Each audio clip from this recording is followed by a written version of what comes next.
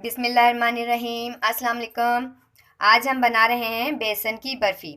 इसके लिए जो जो चीज़ें चाहिए वो ये है बेसन हाफ़ के जी, बेसन हाफ़ के जी। इसके साथ ही इसके अंदर जाएगी शुगर, ये भी हाफ़ के जी, इलायची चंद दाने अपने आप टेस्ट के हिसाब से डाल दें।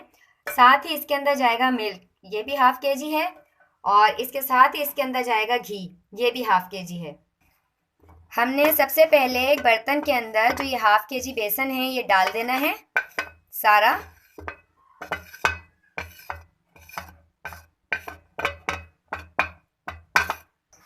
बेसन डालने के बाद अब इसके अंदर हम डालेंगे हाफ़ के जी ही शुगर। चीनी डालने के बाद अब हम इसके अंदर डालेंगे हाफ़ के जी मिल्क। हाफ़ के जी मिल्क डालने के बाद इसके अंदर डालेंगे हाफ़ के जी ही घी। ये इसके अंदर डाल दिया घी। अब इसके अंदर जो इलायची के दाने हैं तोड़कर डाल देंगे और इन तमाम चीज़ों को अच्छी तरह से मिक्स करने के बाद चूल्हे पर पकाएंगे। ये तमाम सामान डालने के बाद इसको बहुत अच्छी तरीके से मिक्स करना है और इसको मुस्तकिल चलाते रहना है। इसके अंदर इलायची भी हमने साथ डाल दी है, छिलकों समेत डाल दी है ताकि उसकी स्मेल है वो बहुत अच्छी सी आए। फ्लेम को मीडियम रखना है और इसको मुस्तकिल चलाते रहना है। अगर चलाएंगे नहीं तो ये जल जाएगा और जब ये पक जाएगा तो इसका जो घी है वो ऊपर आ जाएगा।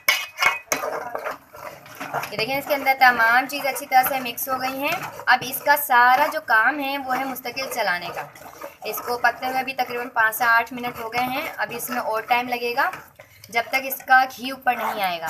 अच्छा, मीठा आप हमेशा घी में बनाएं क्योंकि ऑयल में अच्छा नहीं बनता। और इसकी जो मेजरमेंट मैंने आपको बताई है वो बिल्कुल इक्वल होना चाहिए। हाफ़ के जी मैंने सब चीज़ें ली हैं।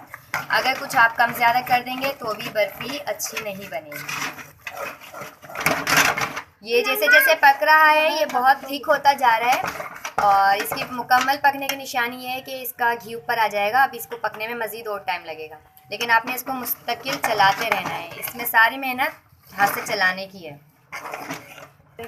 ये देखें इसका आहिस्ता आहिस्ता कलर चेंज होता आ रहा है और ये हल्का हल्का घी छोड़ना शुरू हो गया है। जब ये कंप्लीट पक जाएगा तो ये मज़ीद घी छोड़ देगा। हलवे ने घी छोड़ दिया है। इसको अब हमने एक ट्रे को ग्रीस कर लेना है। मैंने ट्रे के ऊपर हल्का सा देसी घी लगा लिया जिसके ऊपर मैं इसको फैलाऊंगी। ये इसके ऊपर ट्रे के ऊपर घी लगा लिया है और इसके ऊपर ये डालना शुरू कर दिया है। अब इसको एक कटोरी की मदद से फैला लेंगे। इसको एक कटोरी की मदद से, कटोरी है उसके ऊपर भी मैंने हल्का सा घी लगा लिया। इस तरीके से इसको प्रेस कर लेंगे और इसके ऊपर हम ड्राई फ्रूट जो हैं वो भी लगा लेंगे। ये इसके ऊपर मैंने थोड़े से बादाम और खोपरे को कट किया था, वो इसके ऊपर डालने के बाद इसको फिर कटोरी से प्रेस कर देना है। उसे प्रेस कर देंगे तो ये बहुत अच्छा से इसके अंदर जो है लग जाएगा। अब इसको ठंडा होने देंगे। ठंडा होने के बाद इसकी कटिंग करेंगे। इसके ऊपर खोपरा और बादाम काट कर लगा दिया है। अब इसको मैंने ठंडा होने के लिए रख दिया है। जैसे ही ये ठंडा हो जाएगा तो उसके बाद मैंने इसकी कटिंग करनी है और कटिंग करने के बाद मैं आपको दिखाती हूँ। ये ठंडी हो गई है बर्फ़ी। अब हम इसके पीसेस कट कर रहे हैं। आपकी मर्ज़ी है, आप इसको किसी भी शेप में कटिंग कर सकते हैं।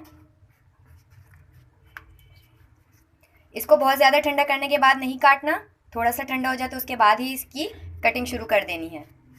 ये हमने कटिंग कर ली है। इसके बाद अब हम इसको एक प्लेट में रख रहे हैं। बहुत मज़ेदार सी ये बेसन की बर्फ़ी तैयार हो गई है। आप हमारी इस रेसिपी को ज़रूर ट्राई कीजिएगा। ये बहुत मज़े की बनती है।